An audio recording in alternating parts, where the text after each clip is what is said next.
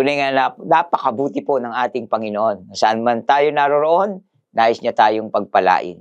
Kaya mga kapatid, dyan po sa inyong kinaroroonan, pahintulot niyo po ng inyong lingkod ay magbahagi ng aral sa Biblia mula sa aklat po ng Mateo chapter 5 verse 9.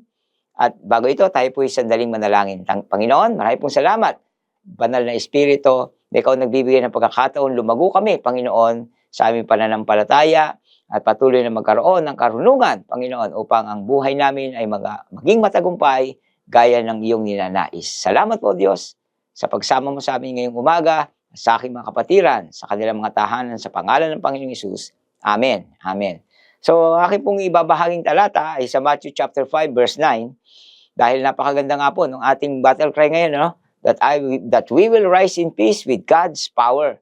Kaya nga po, dahil taglayin natin ang kapayapaan na nagmumula sa Panginoon, tinawag po tayo sa Biblia bilang mga tagapamayapa. Okay, so sabi po sa Matthew chapter 5, ulitin ko po, mapapalad ang mga na mapagpayapa sapagkat sila tatawaging mga anak ng Diyos. Okay, so yan po ang posisyon ng isang Kristiyano. Okay, sa pagkakaalitan sa loob ng simbahan, no, malinaw po na tayo po ay tinawag para maging tagapamayapa.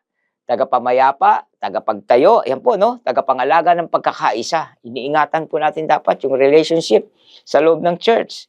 Kaya nga po ang Kristiyano ay tinawag na tagapamayapa, hindi tagapili ng kampo.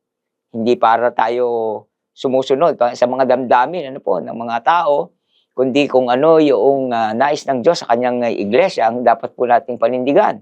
Wala tayong pinapanigan, tayo po ay nasa gitna dahil tayo po ay mga tagapamayapa. Okay? So sinabi nga po sa verse na binasa natin, nakita ko dito, hindi sinabi itong blessed dahil tama ka, or blessed dahil ikaw ang malakas, no? O blessed dahil ikaw ay may posisyon. Ang sinabi po dito, blessed ang marunong magdala ng kapayapaan. Kaya ako pinaniniwala na tayo pong mga tinawag ng Panginoon, alam ang posisyon natin, ano po? Kaya nga ang Kristiyano hindi dapat maging instrumento ng dyablo. Kapag tayo po ay nagiging dahilan ng hindi pagkakaunawaan, ay magagamit nga po tayo ng kaaway para maging instrumento pa niya. Sapagkat ang Diyos ay hindi Diyos ng kaguluhan, kundi Diyos ng kapayapaan. Yan po ang ating Panginoon. So kung may inggit at pag-aaway, naroon ang kaguluhan. Sabi po sa aklat ng Santiago, at ang lahat, kasama na nito, ang lahat ng mga masasamang gawa. Kapag pinapalaganap natin ang alitan, nagiging kasangkapan tayo ng kaaway. Kaya nga po, ang Kristiyano ay dapat na tinatawad magpatawad, hindi para maghiganti. At alam ko naman po, no, lalo na sa buwan ngayon, no, mas piliin nating magmahal ng kapwa, hindi lamang sa buwan, kundi araw-araw ng ating buhay. Dahil tinawag nga po tayong pamayapa. Okay, so hindi na dapat hintayin mo o mag-sorry, no? Ang sino man nagkamali sa iyo. Sabi ka, pinaalala sa akin ng Panginoon kanina, hindi na dahilan kung sino yung unang may pagkakamali. Ang mahalaga, magpatawad agad bilang tagapamayapa dahil tayo po ang gagamitin ng Panginoon mag-ingat ng kapayapaan sa loob ng lugar na kinaroroonan natin. Okay?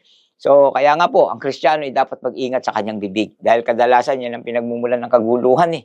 So hilingin natin sa Panginoon ngayong araw na ito na ang lahat ng mga bagay na ito na ating natutunan ay ating may sa pamuhay.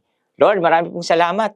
Tayo po dumulog sa panalangin. Thank you, God, na kami po ay ginawa mong peacemaker, hindi troublemaker, Panginoon.